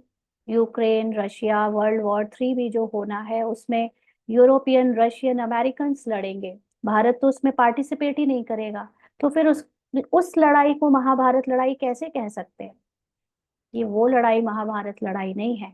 महाभारत लड़ाई माना हर एक, जो भारत यानी जो इनलाइटेड लैंड में रहने वाली आत्मा थी, जिसने 21 जन्मों तक भारत में as an enlightened soul, soul conscious स्थिति से पार्ट प्ले किया, वो सारी आत्माएं पूरे विश्व में इस समय जहां भी है, उनके अंदर धर्म का युद्ध चल रहा है। उनके अंदर उनके फिजिकल पुराने बॉडी और माइंड की लड़ाई, उनके सोल कॉन्शियस की स्थिति से चल रही है। ये वो सूक्ष्म महाभारी महाभारत लड़ाई है। क्योंकि बाहर वाली लड़ाई तो उसका मैनिफेस्टेशन है, क्योंकि अभी बाहर जैसे जैसे हमारे अंदर कलयुगी कौरव और यादवों का, यानी व्यर्थ के संकल्पों का, व्यर्थ की बातों का, फिजिकल कॉन्शियसनेस का अ, खात्मा होता जाएगा, समाप्ति होती जाएगी, वैसे वैसे बाहर के देश भी कौरव और पांडव के रूप में धीरे धीरे आपस में लड़के समाप्त होते जाएंगे। तो असल में ये सूक्ष्म है महाभारत अंदर, क्योंकि बाहर की लड़ाई को आप महाभारत कैसे कह सकते हो? उसमें भारत वर्ड जोड़ा है और लड़े विदेशी, तो ये तो कोई मैच ही नहीं है। भारत मतलब भारत में रहने वाले वो आत्माएं जो अपने को भारत में 21 जन्म तक पार्ट प्ले करवा के आई हैं, उनके अंदर की ये लड़ाई महाभारी महाभारत लड़ाई है। तो बाबा कहते कहेंगे लड़ाई तो विलायत में भी होती है, फिर इसको महाभारत लड़ाई क्यों कहते हैं? भारत में ही यज्ञ रचा हुआ है, इनसे ही विनाश ज्वाला निकली है। तो वैसे ब्राह्मणों को ये है, बीकेस को, कि बाबा भारत में आया और माउंट आबू में आया, बट देखो तो भारत तो पाकिस्तान की धरनी पर आया, जो आज पाकिस्तान कहलाता है, वहां से शुरू हुआ और अब यहाँ पर आया भी। लेकिन मेन बात है धरती की बात नहीं, फिजिकल चीज की बात नहीं, बात है कि भारत में रहने वाले जो इनलाइटेंड सोल्स थे 21 जन्मों के, उनको बाबा जलाने जगाने आया है वापस, इसीलिए उसको महाभारत की लड़ाई कहा है। तुम्हारे लिए नई दुनिया चाहिए तो मीठे महान भारत, है ना, भारत महान जब था उसको फिर से महान बनाने, तो भारत में रहने वाली आत्माओं को महान बनाने, तो मीठे बच्चे पुरानी दुनिया का जरूर विनाश होना चाहिए। तो इस लड़ाई की जड़ यहाँ से निकलती है, इस रुद्र ज्ञान यज्ञ से महाभारी लड़ाई, विनाश ज्वाला प्रज्वलित हुई।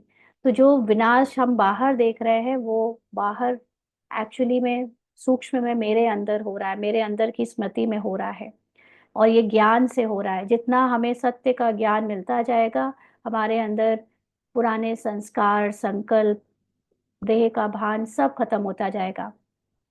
भले खत्म का मतलब मर्ज होता जाएगा, हम उस पे जीत पा लेंगे, हमारी सोल कॉन्शियसनेस उस पे जीत पा लेगी। खत्म तो कुछ भी नहीं होता, सिर्फ मर्ज हो जाएगा वो। तो भले शास्त्रों में लिखा हुआ है, परंतु किसने कहा है यह नहीं जानते। अभी बाप समझा रहे हैं नई दुनिया के लिए। अभी तुम राजा ही लेते हो, तुम देवी देवता बनते हो, तुम्हारे राज्य में और कोई भी होना नहीं चाहिए। जो सिर्फ इनलाइटेंड हैं, जो सिर्फ सोल कॉन्शियस हैं, वही होने चाहिए। और वहाँ फिजिकल वर्ल्ड का, फिजिकल कॉन्शियसनेस का, जिसको बाबा कहते हैं डेविल वर्ल्ड, उसका कोई नहीं होना चाहिए। तो डेविल वर्ल्ड विनाश होता है, हमारे अंदर से तमो प्रधानता विनाश होती है, तो संसार से भी तमो प्रधान में या रजो प्रधान, रजो में पार्ट बजाने वाले सब विनाश हो जाते हैं। बुद्धि में याद रहना चाहिए, कल हमने राज्य किया था, बाप ने राज्य दिया था, फिर 84 जन्म लेते आए, अभी फिर बाबा आया हुआ है। तुम बच्चों में यह तो ज्ञान है ना, बाप ने यह ज्ञान दिया है। जब डीटी धर्म की स्थापना होती है तो बाकी सारे डेविल वर्ल्ड का विनाश होता है। तो हमारे अंदर जितनी दिव्यता आती जाएगी, हमारे अंदर सोल कॉन्शियस जितनी बढ़ती जाएगी, बाहर के देशों में, बाहर के लोगों में, बाहर की दुनिया में जो दिखने में डेविल, क्योंकि सारा तमो प्रधानता बाहर के रूप में जो दिख रही है वो समाप्त होती जाएगी, क्योंकि हमारे अंदर की डेविलनेस समाप्त हो रही है। ये बाप बैठ ब्रह्मा द्वारा सब बातें समझाते हैं। ब्रह्मा भी शिव का बच्चा है, विष्णु का भी राज समझाया है कि ब्रह्मा सो विष्णु, विष्णु सो ब्रह्मा। तो ब्रह्मा ही, यानी जो ये नॉलेज, ये एजुकेशन ले रहे हैं आत्मा की, वही फिर उस एजुकेशन से, उस नॉलेज से, विष्णु मतलब अपने आत्मा राजा पर स्थित होने वाले, जिसने स्त्री पुरुष के भान को भी जीत लिया, जिसने अपने देह भान को जीत लिया, वो विष्णु। विष को जिसने पी लिया पूरा, ह्यूमन कॉन्शियसनेस के कैरेक्टर कॉन्शियसनेस को पूरा जीत लिया, उसको विष्णु कहते हैं। तो यही ब्रह्मा विष्णु बनते हैं और विष्णु ही ब्रह्मा बनते हैं, यानी हम भी वो तत्वम होते हैं। अभी तुम समझ गए हो, हम ब्राह्मण हैं, फिर देवता बनेंगे, फिर 84 जन्म लेंगे। यह नॉलेज देने वाला एक ही बाप है, तो फिर कोई मनुष्य से यह नॉलेज मिल कैसे सकती। ना कोई ये कहे कि बाबा की ये नॉलेज कोई दूसरा भी दे रहा है, तो कोई मनुष्य ये नॉलेज, इसका पार्ट एंड पार्सल दे सकता है, इससे मिलता जुलता दे सकता है, बट होल जो कंप्लीट नॉलेज है, कंप्लीट सत्य की, वो नहीं दे सकता कोई भी मनुष्य। इसमें सारी बुद्धि की बात है। बाप कहते हैं कि और सब तरफ से बुद्धि तोड़ो, बुद्धि ही बिगड़ती है। बाप कहते हैं कि मुझे याद करो तो विकर्म विनाश होंगे। गृहस्थ व्यवहार में भले रहो, एम ऑब्जेक्ट तो सामने खड़ी है। जानते हो हम पढ़कर यह बनेंगे, तुम्हारी पढ़ाई है ही संगम युग की। अभी तुम ना इस तरफ हो ना उस तरफ, तुम बाहर हो। अंडरलाइन, बाबा ने ये साफ साफ कह दिया, ना तुम कलयुग में हो ना तुम सतयुग में हो, ना तुम ये कैरेक्टर हो ना तुम वो कैरेक्टर हो, तुम बाहर हो, तुम आत्मा हो, साक्षी दृष्टा हो। अभी साक्षी दृष्टा होकर तमो प्रधान बचे हुए कैरेक्टर को भी देखो, और सतो प्रधान जो बाबा बता रहा है नई दुनिया का कैरेक्टर, उसको भी याद करो। लेकिन मतलब उसको देखो, क्योंकि कलयुग और सतयुग दोनों ही ह्यूमन फॉर्म के कैरेक्टर हैं, लेकिन मैं दोनों ही नहीं हूँ। ना मैं देवता हूँ, ना मैं असुर हूँ, ना मैं ये रूपाली हूँ, ना मैं कोई देवी रूपाली हूँ, मैं आत्मा हूँ ना। तो बाबा कहते तुम बाहर हो। बाप की खिवैया भी कहते हैं, गाते भी हैं, हमारी नैया पार ले जाओ। इस पर कहानी भी बनी हुई है। कोई चल पड़ते हैं, कोई रुक जाते हैं। अब बाप कहते हैं, मैं इस ब्रह्मा के मुख द्वारा बैठ सुनाता हूँ। ब्रह्मा कहाँ से आया? प्रजापिता तो जरूर यहाँ चाहिए ना। मैं इनको अडॉप्ट करता हूँ, इनका भी नाम रखता हूँ। तुम भी ब्रह्मा मुख वंशावली ब्राह्मण हो, जो कलयुग अंत में है। वही फिर सतयुग आदि में जाएंगे। तुम ही पहले पहले बाप से अलग हो, पार्ट बजाने आए हो। हमारे में भी सब तो नहीं कहेंगे ना। यह भी मालूम पड़ जाएगा कौन पूरे 84 जन्म लेते हैं। तो कल शाम की मुरली में बाबा ने साफ साफ कहा था, 84 जन्म में फर्स्ट जन्म में वही आएंगे जो इस समय पूरी तरह से आत्माभिमानी बनेंगे।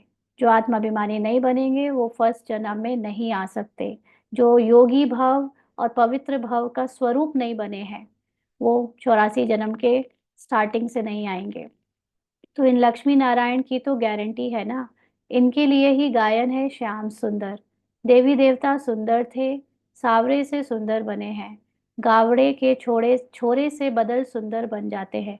अच्छा, वो 84 जन्म में पूरे जन्मों में नहीं आएंगे, इसका प्रूफ अभी ब्राह्मण जीवन में भी देखने में मिल रहा है।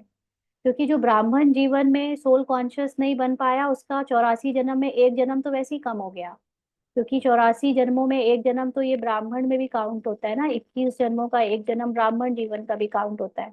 तो जो लोग यहाँ पर भले ही बीके बने हैं, लेकिन सोल कॉन्शियस पूरी तरह नहीं बन पा रहे हैं, उनके लिए एक जन्म यहीं कट हो गया। फिर सतयुग का भी एक जन्म कट हो जाएगा, और उसके बाद में उनका फिर रोल होगा, जब भी हो उनकी कॉन्शियसनेस के हिसाब से। तो बाबा कहते हैं इनके लिए ही गायन है श्याम सुंदर।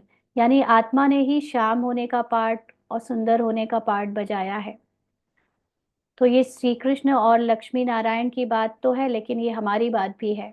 देवी देवता सुंदर थे, सावरे से सुंदर बने हैं। गावड़े के छोरे से सुंदर बदल सुंदर बन जाते हैं। इस समय सब छोरे छोरियां हैं। यह बेहद की बात है, उनको कोई जानते नहीं। माना ये आत्मा की बात है, आत्मा के रोल में हम सुंदर, और आत्मा के रोल में हम गावरे के छोरे बनते हैं। बाकी आत्मिक रूप में, मूल रूप में ये सब कोई भी कैरेक्टर बदलता नहीं ना। तो बाबा कहते कितनी अच्छी अच्छी समझानी दी जाती है। हर एक के लिए सर्जन एक ही है, यह है अविनाशी सर्जन। योग की अग्नि कहा जाता है, क्योंकि योग से ही आत्मा की एलॉय यानी खाद निकलती है। मतलब इम्प्योरिटी ऊपर से, झूठी ईगो की जो परतें बनाई हैं, झूठे अभिमान पहचान की, वो सब उतरती हैं। योग अग्नि से तमोप्रधान आत्मा सतोप्रधान बनती है। जितना जितना आत्मा होने का अभ्यास करेंगे, उतना देह का भान उतरता जाएगा। यदि आग ठंडी होगी तो अलॉय निकलेगी नहीं। माना अपनी आत्मा की ज्वाला जल नहीं रही होगी, माना ज्ञान से उसको जला नहीं रहे होंगे, तो फिर ऊपर की झूठी ईगो वाली पहचाने भी उतरेंगी नहीं। याद को योग अग्नि कहा जाता है, जिससे विक्रम विनाश होते हैं। तो बाप कहते हैं तुमको कितना समझाता रहता हूँ, धारणा भी होना। आखिर बदलो भी तो, परिवर्तन भी तो होना। अच्छा, मन मना भो। अभी मन, बाबा के मन से अपने को हाईएस्ट कॉन्शियसनेस में स्थित करो। इसमें तो थकना नहीं चाहिए ना। बाप को याद करना भी भूल जाते हैं। यह पतियों का पति तुम्हारा ज्ञान से कितना श्रृंगार करते हैं।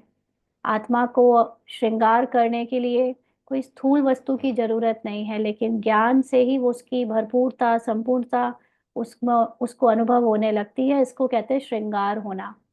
निराकार बाप कहते हैं, और सबसे बुद्धि योग तोड़ मुझ अपने बाप को याद करो। बाप सभी का एक ही है, तुम्हारी अब चढ़ती कला होती है। कहते हैं ना, तेरे बाने सर्व का भला। बाप आए हैं सर्व का भला करने। तो एक बाबा, बाबा की एक नॉलेज, एक मैं, उस नॉलेज से मैं बाप समान बनती जाऊंगी, तो ऑटोमेटिकली पूरा संसार चेंज होता जाएगा। क्योंकि सारा संसार मेरी बुद्धि की रचना है, मेरे माइंड की क्रिएशन है। मेरा माइंड तमो से रजो से सतो हो जाएगा, सतो प्रधान हो जाएगा, तो पूरा संसार सतो प्रधान हो जाएगा। तो एक के बदलने से पूरा संसार बदल जाता है। रावण तो सबको दुर्गति में ले जाते हैं, राम सबको सदगति में ले जाते हैं। रावण माना रोल कॉन्शियस, बॉडी कॉन्शियस, तो गिरा देता है। और राम माना सोल कॉन्शियस, परमात्मा कॉन्शियस, वो हमको उठा देता है, हमारी एब्सोल्यूट कॉन्शियसनेस में ले जाता है।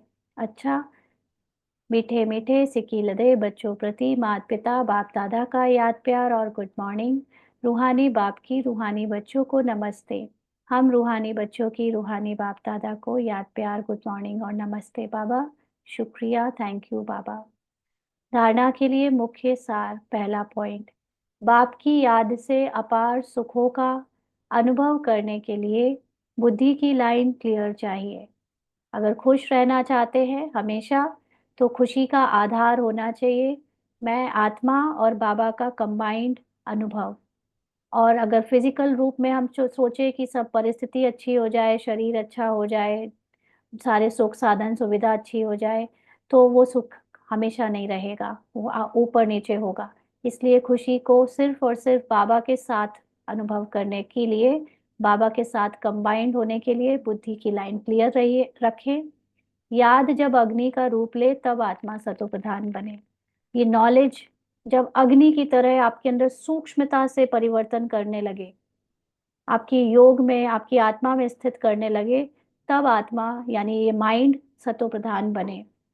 क्योंकि यहाँ आत्मा का मतलब है माइंड से, क्योंकि माइंड आत्मा का ही पार्ट है। आत्मा तो हमेशा सतो प्रधान होती है, बट उसका माइंड चेंज होता है अलग अलग स्टेजेस से। तो उस माइंड को अभी सतो प्रधान बनने के लिए इस माइंड से ज्यादा आत्मा के तरफ मोल्ड होना पड़ेगा। बाप कौड़ियों से बदले रतन देते हैं। हमारी पुरानी बिलीफ्स के बदले ये इतना हायर नॉलेज देते हैं। ऐसे भोलानाथ बाप से अपनी झोली भरनी है, माना नॉलेज से अपने को भरपूर करना है। शांत में रहने की पढ़ाई पढ़ सदगति को प्राप्त करना है। आज का वरदान है, माया के बंधनों से सदा निर्बंधन रहने वाले योग युक्त बंधन मुक्त भव। माया के बंधनों से सदा निर्बंधन रहने वाले योग युक्त बंधन मुक्त भाव। बंधन मुक्त की निशानी है सदा योग युक्त। यानी आप चाहे फिजिकल रोल में कितने भी बंधनों में बंधे हो, कितनी भी जिम्मेवारियां हो आपके पास, आपके ऊपर, कैरेक्टर के ऊपर मतलब, लेकिन आप अगर अपनी आत्मा में स्थित हो, तो आपको कभी भी ये कैरेक्टर बंधन में बांध नहीं सकता, क्योंकि आत्मा को कोई नहीं बांध सकता। तो आत्मा में स्थित होना, अपने सत्य को याद रखना, तो आपको सब बंधनों से मुक्त कर देता है। तो योग युक्त बच्चे जिम्मेवारियों के बंधन व माया के बंधन से मुक्त होंगे। वो जिम्मेवारियों को बंधन नहीं समझेंगे, और वो जो माया, जो जैसी दुनिया है उसको वैसा देखने के लिए जो माया इल्यूजन क्रिएट करती है, उससे भी मुक्त होंगे। क्योंकि हर चीज माइंड ने भारी कर दी है। अगर इस माइंड को हम सतो प्रधान ज्ञान से युक्त रखते हैं, तो सारे बंधन हमारे अपने आप छूट जाते हैं। मन का भी बंधन ना हो। लौकिक जिम्मेवारी तो खेल है, इसलिए डायरेक्शन प्रमाण खेल की रीति से हंसकर खेलो, तो कभी छोटी छोटी बातों में थकेंगे नहीं। अगर बंधन समझेंगे तो तंग होते हो, क्या क्यों का प्रश्न उठता है। लेकिन जिम्मेवार बाप है, आप निमित्त हो। तो जैसे कोई डायरेक्टर खेल में छोटे छोटे बच्चों को खिलाने के लिए उसको खिलौने देता है, और फिर कहता है कि तुम इसको संभालना, तुम इसको अच्छे से रखना, और उनको कोई नाम दे देता है कि तुम आपस में पति पत्नी हो, तुम आपस में माँ बहन बच्चे हो, है ना, ये सब रिश्ता बना के दे देता है कि खेलो। लेकिन हम भूल जाते हैं कि ये सब कुछ खेल है, और इसमें जो भी करना है, जो भी होना है, जिम्मेवारी भी जो बननी है, वो डायरेक्टर ने ऑलरेडी सब व्यवस्था कर रखी है। वो अपने आप होता रहेगा। लेकिन हम वो खेल नहीं समझते, और समझते मुझे करना है, मुझे कमाना है, मुझे पालना है, मुझे दूसरों की सोच चिंता करनी है, तो थकने लगते हैं, और वो बंधन बन जाता है। इसलिए उसको बंधन नहीं समझना, वो आपकी जिम्मेवारी नहीं है। ड्रामा में हर एक की कहानी में जो शरीर में आया है, उसकी कहानी पहले से डायरेक्टर ने व्यवस्था बना के रखी है, फिक्स करके रखी है। निमित्त मात्र हमारे द्वारा या किसी के द्वारा कुछ भी कराया जाएगा, लेकिन मैं वो हूं नहीं, और मुझे उसको लेकर भारी नहीं होना है। क्या क्यों का प्रश्न फिर जो उठता है, बाबा ने कहा फिर डायरेक्टर से अपने को अलग कर लो, माना अपनी फ्री हो जाओ, तो क्या क्यों खत्म हो जाएगा। लेकिन जिम्मेवार बाप है, आप निमित्त हो। इस स्मृति से बंधन मुक्त बनो, तो योग युक्त बन जाएंगे। स्लोगन है, करण करावन हार की स्मृति से भान और अभिमान को समाप्त करो। कराने वाला और करने वाला दोनों ही, करने वाला कैरेक्टर कर रहा है ड्रामा अनुसार, और करण करावनहार बाबा है या ड्रामा है। अगर ये याद रहे तो हमें ना तो करने का भान आए, और करने के बाद जो अभिमान आता है कि मैंने किया, वो अभिमान भी समाप्त हो जाए। दोनों ही हम नहीं हैं, हम आत्मा सिर्फ इस कैरेक्टर को जान दे रहे हैं, सिर्फ देख रहे हैं करते हुए साक्षी होकर। इसलिए करने का भान ना अभिमान हो। आज के अव्यक्त इशारे हैं। अपवित्रता सिर्फ किसी को दुख देना या पाप कर्म करना नहीं है, लेकिन स्वयं में सत्यता, स्वच्छता, विधि पूर्वक अगर अनुभव करते हो तो पवित्र हो। जैसे कहावत है, सत्य की नाव डूबती नहीं है लेकिन डगमग होती है। तो विश्वास की नाव सत्यता है, ऑनेस्टी है, जो डगमग होगी लेकिन डूबेगी नहीं। इसलिए सत्यता की हिम्मत से परमात्म प्रत्यक्षता के निमित्त बनो। तो जब हम कैरेक्टर समझते हैं ना अपने को, तो हम सोचते हैं कि मैं किसी को दुख ना दूं, मेरे से कोई ऐसा कर्म ना हो जो पाप कर्म हो जाए। बट इसको अपवित्रता नहीं कहते। अपवित्रता का मतलब है जब आप अपने को कैरेक्टर समझने लगते हो। तो अपने को आत्मा में सत्य में स्थित रखना, और कैरेक्टर से अपने को साफ रखना। कैरेक्टर चाहे जो करे, मैं वो नहीं हूँ, इसको कहते हैं स्वच्छता। तो जब आप सत्यता, स्वच्छता को विधि पूर्वक अनुभव करते हो कि मैं सत्य में आत्मा हूँ और कैरेक्टर से न्यारी हूँ, तो स्वच्छ हूँ, तब पवित्रता कही जाए। कैरेक्टर में तो हो सकता है कि मेरे द्वारा किसी को दुख मिले, मेरे कैरेक्टर से किसी को कोई लॉफुल एक्शन हो, तो वो सामने वाला दुख ले ले, लेकिन वो मैं हूं ही नहीं, ना तब कहे कि मैं पवित्र हूँ।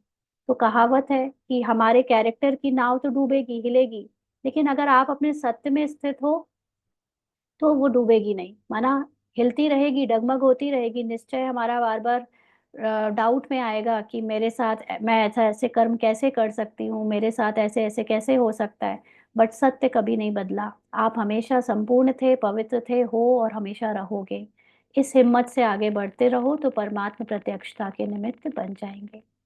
अच्छा, ओम शांति। हाँ जी, आज की मुरली के पॉइंट सुनाएंगे।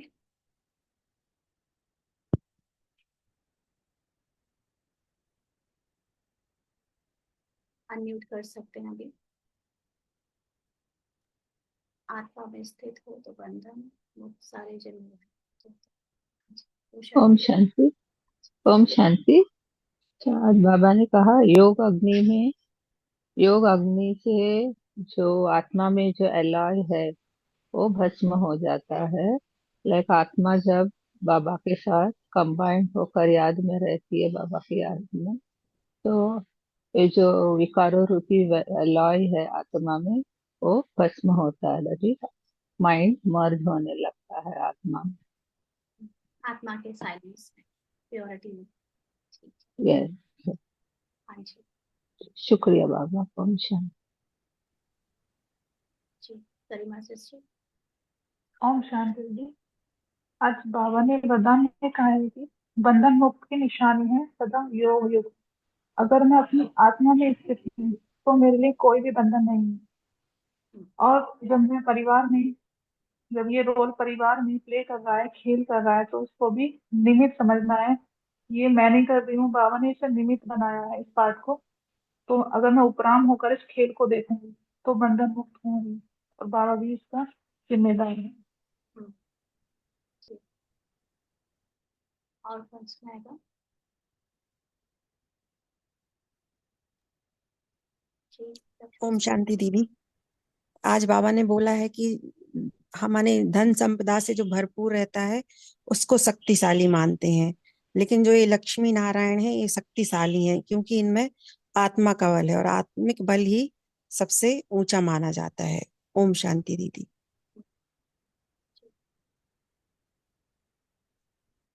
स्थूल ध्यान देने से नहीं, आत्मिक स्थिति बनाने से सत्युग में राजा ही मिलता है। जी, पूजा सिस्टर। ओम शांति सिस्टर। आज बाबा ने बोला कि अपवित्रता सिर्फ किसी को दुख देना और मतलब ऐसे नहीं है। अपवित्रता हम अपने को रोल समझते हैं, करेक्टर समझते हैं, यही सबसे बड़ी अपवित्रता है।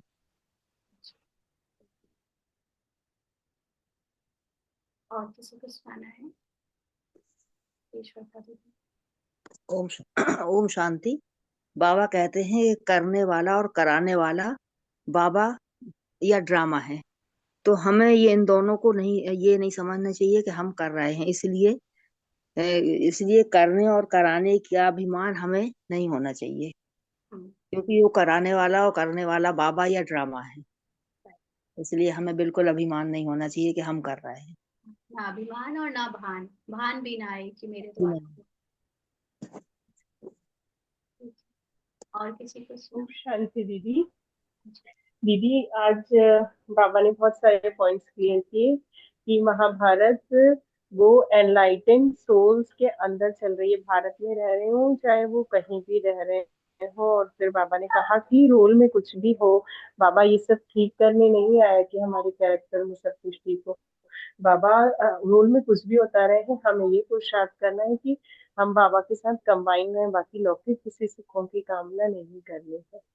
और गुड्डो गुड़िया का खेल है, सब कुछ ड्रामा में बाबा ने पहले गुड्डा गुड़िया जब बनाई और रोल दिया तो सब कुछ फिक्स करके रखा है, ऐसे ऐसे खेलना है, हमें किसी चीज की चिंता नहीं करनी है। ओम शांति। अच्छा, और किसी को सुनाना है? दीदी आत्मिक स्मृति की जो आग है वो धीमी ना हो, नहीं तो फिर करेक्टर अपनी तरफ खींच लेगा। ये अपने को अटेंशन देना है, निरंतर स्मृति ये जलती रहे आग, तो फिर विक्रम विनाश होंगे। कई बार आत्मिक स्थिति ऐसे याद नहीं बनी रहती, लेकिन ज्ञान की ज्वाला जलती रहे। जो ज्ञान बाबा ने दिया है वो ज्ञान के पॉइंट्स हर समय रिवाइज होते रहे। ड्रामा है ये, मेरा एक्ट क्या है, मेरी संपूर्णता क्या है, मेरा सत्य क्या है, मेरी सत्व प्रधानता क्या है। दूसरा, ये माइंड जो संसार को देख रहा है जिस दृष्टि से, वो इल्यूजन है, वो माया है। ये जो दुनिया या संसार जैसा दिख रहा है वो वैसा है नहीं, मुझे उसको सत्व प्रधान दृष्टि से देखना है। किसी का पार्ट मुझे नेगेटिव इसलिए दिख रहा है क्योंकि मेरे माइंड ने उसको नेगेटिव प्रोजेक्ट किया है। वो तो जस्ट एक एक्टिंग कर रहा है ना, वो थोड़ी कुछ नेगेटिव और पॉजिटिव कर रहा है, ये तो मेरे माइंड ने कहा वो नेगेटिव कर रहा है। तो इस तरह से पूरे समय ज्ञान की ज्वाला जलती रहेगी, तो काम की ज्वाला खत्म हो जाएगी, यानी इच्छाओं की, कामनाओं की, रोल कॉन्शियसनेस की आसक्ति या देह भान खत्म हो जाएगा। तो ज्ञान की ज्वाला जलाना बहुत जरूरी है और हर समय जलाना जरूरी है। राइट, बाबा थॉट रीडर नहीं है, बाबा प्योर पूरा सार बताते हैं। ठीक है, चलिए बाबा को फिर याद करते हैं।